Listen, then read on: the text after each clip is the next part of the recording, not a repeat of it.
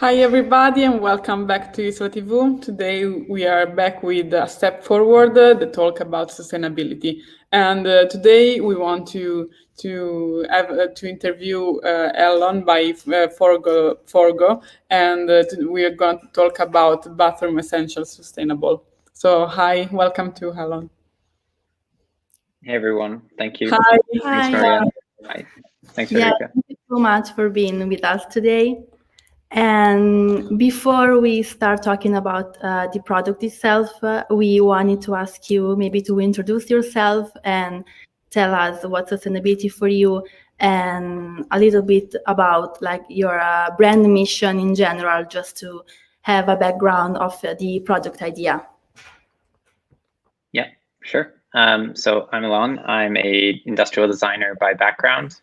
I'm part of the team at Form Us with Love, the design studio that co-founded Forgo, along with myself and Samuel, the other co-founder. Okay. And we are working on sustainable personal care products.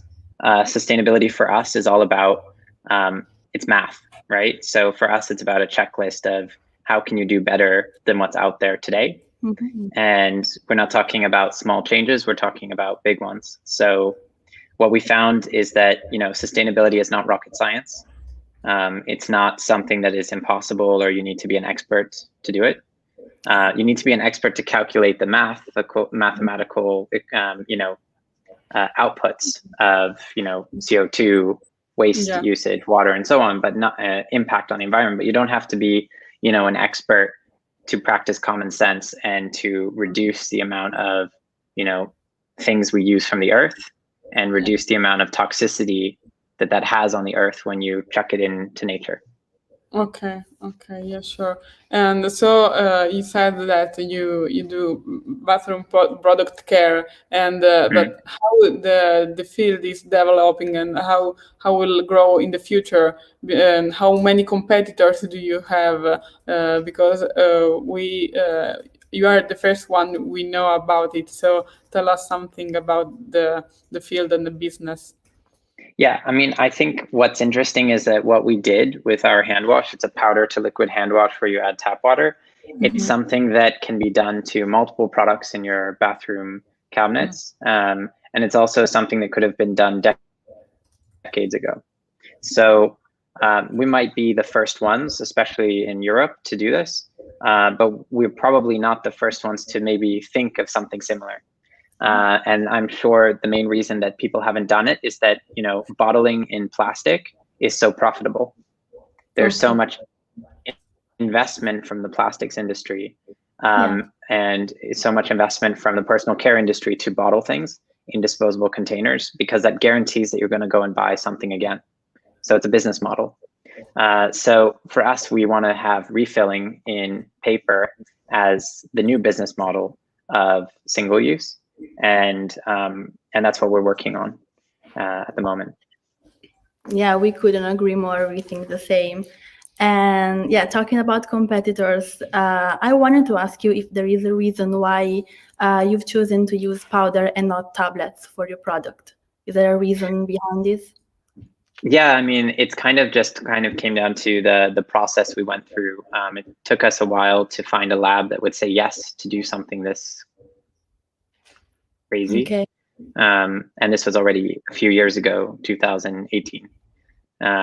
So it took time to develop this product. And what we see is that the like back then, it wasn't something that people were talking about. And when we talk about tablet versus powder, what we found is that a lot of the ingredients you need to use in order to create a tablet are not that environmentally friendly in terms of their toxicity on the environment. So of course it's possible, but a lot of the ingredients necessary for making the tablet didn't live up to our standards. That being said, that's based on what we could do with our lab at the time. There probably is a way to create, a tablet with more natural and more harmless ingredients to the environment. But it's something that needs probably development. We know there's one company doing it, but they're still having trouble even producing it. So powder was just, an MVP how can you do a sustainable implementation as simply as possible? We weren't out there trying to like, you know, over engineer our product. We were just like, we want to create something better. Yeah, and it's also user friendly, so it's actually like a great solution. Yeah, it worked out. Talking about the design of your product, who are the designers behind it, and what was the idea? Yeah, so the designers behind it is the design studio Formless Love, based in Stockholm, Sweden. They're a small team of designers working with brands like IKEA and Muto and a variety of other, you know, mostly furniture brands. But also the studio innovates, and the studio starts ventures when, you know, client briefs are not enough. So whenever we want to do something a bit more radical than what the industry is asking for, we start a company. And Forgo is a result of that. It was something that I pitched internally to the team there to make into a company. Okay. Yeah. And we know that all the aspects of the product are made to be sustainable. So even like the packaging, can you say something more about it? What material did you use to create it? Yeah, I mean, I see a lot of designers spending time, you know, trying to like fantasize about new materials. But oftentimes the most sustainable solutions are right in front of us, and they've been around for hundreds, if not thousands of years. If you take furniture, for example, probably the most sustainable way to make a chair is a chair from wood. Probably the most sustainable chair is the chair that you never bought in the first place. So, you know, over designing seems to be a tendency. For us, we were like, let's not do that. What's off the shelf that we can use today? And paper packaging was the perfect solution. For example, a plastic bottle of soap, when you throw it away, will take 500 years to degrade in nature. Plastic has only been has less than 10% globally been recycled ever. And then in Europe, the recycling rate of plastic is, you know, a little bit above 40%. So it's not a great material. It's actually the least recycled monomaterial that we have in our recycling stream. And it can only be recycled 2 to 5 times anyway. So at some point, this plastic needs to end up incinerated or in landfill. It has no other choice. Whereas paper, it's again common sense. It's something that degrades in nature in a few months. It's something that, you know, is renewable in the sense that we can actually harvest trees, and probably in the future go from trees to harvesting, you know, the waste of other crops or bamboo or materials that are even less contributing to deforestation than trees themselves. So that there's a future, a bright future for wood and for pulp and paper. There isn't such a bright future for plastic. So that for us was like, well, you know, paper and pulp and fibers, the organic fibers, is where we need to lead. Also, you know, when you look at it, paper has over 70% chance of being recycled within the EU. And it's very similar in the States and in many other countries, where plastic, you know, ranges from 10 to 40% if you're lucky. And paper can be recycled, you know, 5 to 12 times, depending on the qualities you want. And you can always, well, actually, sorry, that's wrong. You can always recycle paper, but then those fibers start to break down, and you always mix them with a small percentage of new pulp, which is why the renewable aspect is really important. So for us, like, it's just a bunch, again, it's like ticking off boxes of what makes sense, and what doesn't make sense, you get rid of. So it's a very, like, it's a checklist. Anyone can apply it. And you're doing like a lot of work of awareness also, but do you want more to aware the people who buy your product, or other businesses that maybe could be your competitor, but it will be better for the world, for sustainability and the environment? Right. Yeah, I mean, there's a few different conversations or discourses about who's responsible for, you know, ending global warming, if there's even such an idea. And you know, brands tend to put the onus or the responsibility on people, like by doing, you know, marketing campaigns where they talk about, here's how you can track your carbon footprint, or here's how you can reduce your waste, or here's how you can recycle better. But at the end of the day, they're like, the consumer is not the one who's created all this crap. It's the companies. So for us, we got rid of, 90% of the crap, and we got rid of, 85% of the carbon footprint per refill. So like, just about just not making a bad thing in the first place. And our product's not perfect either. We still have a long way to go. But we've already incrementally improved our product compared to the industry average. So we know what we have to work on. And I think raising awareness with companies is just as important as raising awareness with people. And then the third scope is definitely, government and policy.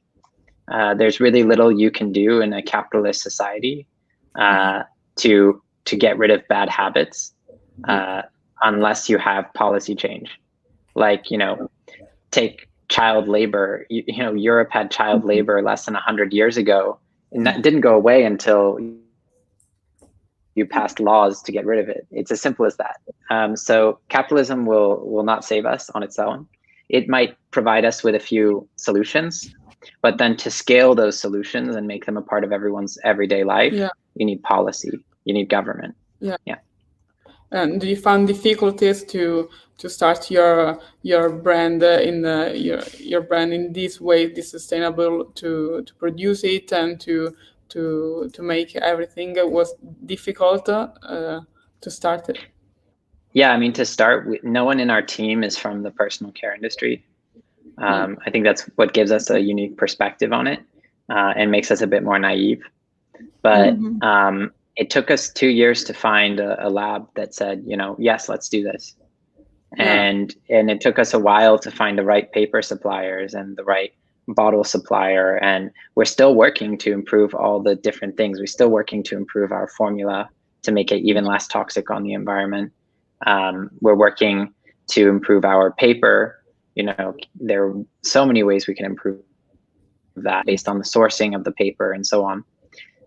We're working to improve our bottles and even just like, you have to ask yourself, well, what is the energy that my factory uses? Is it renewable? Is it fossil fuel based? And then you start looking into that as well. So the areas of improvement are all over the place. Now it's just about like, as a brand owner or as even a designer, you should probably sit down with your clients or your team and just like discuss how do we improve across these different things. And I think the complexity of it is that it actually does make the cost of your product more expensive. So you need to share this information as we're doing with your customers, because buying things cheaply is why we're in this mess to begin with. That's true. Do you have we have a really wide community of designers, and some of them maybe will work on a brand like yours in the future. Do you have any suggestions for them? I mean, I think it's really important to build a team. I think it's really important to, be determined. Like the fact that it took us 2 years to, get a lab to create our formula, and we still didn't stop. Like if we had stopped at month, 18, then we wouldn't have a product. So like, you really just have to not quit it. You have to keep going. That's probably the most important thing. And I think like, if you're looking for like an easy way, then it's probably, to look at a brand like us or a few other brands out there and just copy it. But I think the better thing to do is probably think about how you could improve in some other areas or radically improve on what we've done. So that would be my challenge to designers. I've seen some designers just, copying each other. It's fine, but it's not gonna help. Yeah, this is actually a great advice, because I'm sure that it's more difficult to create something new and create something sustainable, because as you said before, it's very challenging. But I think that at the end of the day, it's worth it, because the sustainability is a really like wide topic. And but I think it's very important that people understand that, of course, we can like make big changes by ourselves, but if we all do our part, I think maybe it's a little bit a cliche things to say, but I guess it's true. If we all make like small steps forward for like a more sustainable future, I think it would be worth it. And what you do with like your product, it's really great, because I think it's not that hard to use. It's, as I said before, it's user friendly. And actually you just need like your powder and water. That is something that it's really like it's a very useful resource. Elementary. Something that we all have in our houses. So something that we can get ourselves, and we don't need to have like the hand wash and the soap the way we are used to. It's just like a habit. So we can get over. We really love your product and your brand. So thank you, Allon. Do you want to say something more about Forgo, or? No, I mean, I would just maybe say to your design community, like, create a checklist of what you can make better, and really start to question the mathematics behind your sustainable decisions, because it's not always like we need a new material. That's not the solution to every problem. Okay, so thank you very much, and all right. We hope to see you soon, also maybe here in Milano Design Week in September. Who knows? Hopefully it happens this year. It would be great. Okay, thank you very much. Thank you. Take care. Bye.